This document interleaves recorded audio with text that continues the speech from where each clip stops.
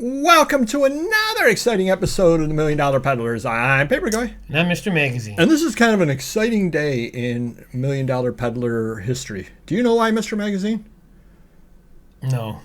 You actually had an idea for a show. Oh. So take it away, Mr. Magazine. So, it occurred to me that sometimes... Well, do you know what you're talking about? I don't have all day to plan. That's why I'm not retired. So, I just had to shoot from the hip. You had the idea this morning. Yeah, but usually you start and roll with it. So Mr. Magazine bought a large collection of magazines and paid a little more than he normally would on this type of magazine because of the grade of the magazine. Take it away, Mr. Magazine. So a customer came in close to a month ago probably and said he inherited him from a estate of his uncle's sport magazine from 1940, whatever the start, 45 or 46 to pretty close to 1990. Now just sport? So I guess it was Sports Illustrated, but his cousin got those, and he lives in New York, so he's going to see if he wants to sell them to me as well. And he brought in a sampling, and they were very high grade. Now, let me ask another question. I don't mean to interrupt you there. Mm-hmm. What happened to the other magazines? In other words, it seems unlikely that you would just have sport and Sports Illustrated. I agree, yeah. Like, you don't have one Rochester Red Wings program. You don't have one, I'm trying to think of another sports Rochester magazine. Royals. Amherst, anything. Inside Sports Magazine. You don't have... From any decades, because he's covering 40s, 50s, 60s, right. 70s, 80s. A Police Gazette from 1962. Just any other sports item. It could have been where he didn't cherish them and they threw them out, where these were all in bags and then in the slip cases, by year. Okay. And he didn't know if they were good or bad or whatever. He just know his uncle cherished them, took good care of them, and even condition-wise, he didn't even make a big deal of the condition. I told him they're very nice condition. Mm-hmm. You can visually see that they're like new pretty much. And I just asked him, how many do you have? And are the older ones, because I think he brought in maybe some 60s ones. I go, well, the ones from the 40s and 50s as nice as Are this. they similar, right? Yeah, and he said definitely from the early 50s on through, but maybe some of the 40s or early 50s are not. So then he must have did some research, and a few weeks go by, and then finally he brought in the oldest ones, and I looked at them. And I just said to him, any idea how much you wanted, and this and that. He didn't have a price. And then I think he threw out like $2,000 or even maybe more than that. And I said, I don't know if I can do that. I'd have to see all of them really to determine that. Right. And then he goes, well, what would you do? And I think I started at $1,000 and I went up to like $1,500, and he was willing to do that, or he wanted $1,800. We settled at $1,500, which is going to be a good deal. I'm going to get them graded. The only reason I really want them, I would bought them anyways. I wouldn't have paid as much, but I think they could get high grades, which is going to cost me about $10,000 that I'm looking into. So it's probably not going to do that soon. I'm going to save some pennies up. But anyways, we did do the deal, and I talked to Paperboy originally about this because it was in the works, and I thought the guy was going to come out with some crazy price, because if you don't know how to comp and you're comping, CGC 9 mantles for $5,000, you're going to think you have a $5,000, right? But when we got talking about the deal, he was very realistic, and he knew someone for a few dollars, someone for 10, all over the place, and he was checking unsold and sold and so forth. Oh, okay. Yeah, so and he was very realistic on what he wanted, and we came to an agreement. But it's something where if they weren't this nice, I'm not saying I wouldn't have bought them, but I certainly wouldn't offer it anywhere near that. Sports Illustrated is a different story. That's more, well, they're both mainstream, but way more popular. And those can be very high grade with the cards in them. The first issue, no mail-in label. And most of these didn't have mail-in labels either, which was great. But yeah, sometimes you just got to step up to the plate. If I was just selling them on eBay. I see what you did there. Sport magazines. Step up to the plate. Exactly. I see what you did there. But if I was selling them on eBay and not grading them, say it was 10 years ago before, grading was big, and I didn't, they couldn't even grade magazines probably back then. I either wouldn't have bought them or I would have paid $500, right. Realistically, because there's so many of them that don't sell. There's some ugly covers, and, even with the grade, maybe I would have won a little more, say I would have paid $7, but I paid double pretty much just because of the condition, and I wanted to grade them, so that was another big thing. Right, and that's one thing where I don't do grading on the stuff, and I the joke always is I'm Mr. VG. My collection, everything in it is VG. It just is. I mean, or less. Or less, yeah, definitely. I mean, yeah, I do have some graded cards and graded comics that are higher grade, obviously. But as far as just getting the item, I'd rather have the item than have a high grade example of it. If I'm at a show and I can pick out of your dollar box a book that I need, or I could walk up and buy a high grade one raw that you have sitting up on your thing for $100. I'm taking the good to very good one for $1 out of your dollar box. I just am. So you're saying you could be the guy that paid $1 million for the half card of Honus Wagner? I could be. It fits perfectly in with my collection. I think there was a 1 fair. Yeah. Fits perfectly. I don't even think it was a 1. Could it be a 1? I don't think it could. Yeah.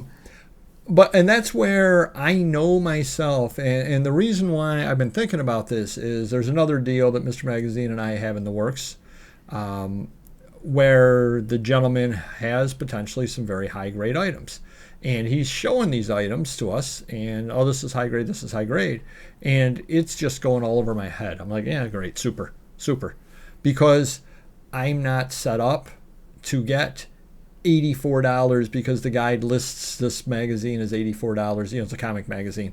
The guide says it's $84 in VF. I can't get $84 out of it. I know that going in. We're not 35 or 40. Yeah, we're not specialists with that type of stuff. A comic, Mile High had that one. Sure, he's getting that. Yep. And that is almost where Mr. Magazine and I would need to get things graded to kind of lock in what the grade is on that. Because nobody's going to necessarily take our word for it. We show a lot of pictures, but they're not necessarily going to take our word. And we might even at times doubt ourselves on that as well. Is this really near mint? Is it really near mint? I don't know. Could there be a problem, especially you get into magazines, because you never know. There could be something messed up inside. Yeah, you just never know on that kind of stuff. And of course, if I'm selling the magazine for $10 and you're selling it for $100, the person buying it from you, assuming it's the same magazine, the person paying you $100, rightly so, is going to probably have a higher expectation of condition. Sure. On that. Just makes sense. Because otherwise, why wouldn't they just buy mine for $10? Right. Well, they can get really, really, really fussy up at the higher end of things. No doubt about it. Yeah. Why didn't you tell me page 14 was folded over? Because I didn't know page 14 was folded over. Sorry, I didn't know that. That kind of deal. So the way I look at it is I don't put a lot of, and this is on me and it's wrong, but I don't put a lot of emphasis on high grade. Now, high grade, I guess... When you don't grade them either. So in the magazine world, like many times I'll ask you, you'll have a $50 magazine that's hammered. I go, what if it was mint? It might go for a little more or double maybe, but nothing crazy. Whereas like, a Mickey Mantle 56 SI is $20 in VG, but $300 no mail-in label raw mint condition, just because of the potential CGC grading factor. If you get a 9.6 or a 9.8, it could be crazy. Well, I guess the flip side of that too is, do I worry about condition at the periphery? And by that I mean, obviously it's got a giant tear on the cover. You've got two of them available, and I can buy one, and one has a giant tear on the cover and the other one doesn't. Mm-hmm. Obviously, the one without the giant tear on the cover is nicer shape, and I would pay even $1 more for that or whatever. Sure. Yeah, of course. So I do at least understand grade. I'm not going to purposely buy a coverless one just because. But when you start getting up into where, VF versus VF to near mint versus mint, you start getting up in that level right there. I don't want to deal in that. I don't know that. And that is on me. But I know that going in, that again, I'm not going to put a lot of extra value on a mint versus a very fine in a magazine. I'm just not going to do it because I'm not going to price it accordingly, and I'm not going to get the extra money out of it. Right. So kind of Mr. Magazine's doing this the right way. I would not be doing it the right way. I absolutely know that. But I guess the flip side of that is I know that going in, which is kind of important as well. Yeah. So if this gentleman wanted more money than that and came to me first and then was saying, look at these are minty, which I hate that word, by the way. These are all minty. I would probably say, okay, great. And kind of nicely push them off on you because I wouldn't want to do the deal at that point because they're not worth $10 an issue to me or $8 an issue to me or whatever dollar amount you would wind up with for mint condition ones. They're not worth it to me because I don't have the clientele and I don't want to sit on them for that long.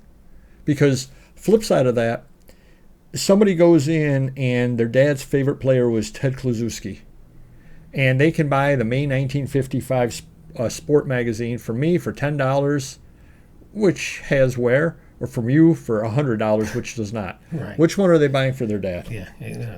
You're going to be sitting on it a lot longer just because fewer people want the high grade one on that. Yeah, and another problem too is most of these have passed away, if not almost all of them probably passed away from the 50s and 60s, or pretty close to it. So it's not like here's a mint cover, no mail-in label. It's great to get autographs. You're going to get a premium. You don't have that luxury anymore. Right. Yeah. Because to finish it up, but like a Mano one in poor condition with tears and creases, you wouldn't want to get it signed because it wouldn't look good framed up. Unless that's all you had or your childhood magazine you kept with you. But high grade definitely. Well, let me ask that, or would you? Because it was mine, like as a kid? No, I'm saying the flip side of that, because it is such bad shape, it's a $10 magazine because it's Mantle. Like, I'm saying you see him out in the street, not where you pay $100 at a show for it. You see him out in the street. Hey, he signs this, now all of a sudden, what's this? Is this not worth $100? So that used to be the thought with cards and rookie cards getting signed. Oh, don't sign the rookie cards. No, that's bad. It's bad. Or don't. People got the lower grade stuff signed to raise the value. Yeah. Now, like a Mantle signed rookie card is ridiculous. So a Jordan signed rookie card is ridiculous once it's certified and graded. Yeah. So it's the opposite of what it was years ago. If you're going to grade the stuff, the premium stuff's going to definitely be worth way more money. Now, if it's sentimental, it's a whole different ballgame. Right. Well, all righty. If you could hit the like button, we'd definitely appreciate that. And we'll see you next video. Take care. Bye-bye.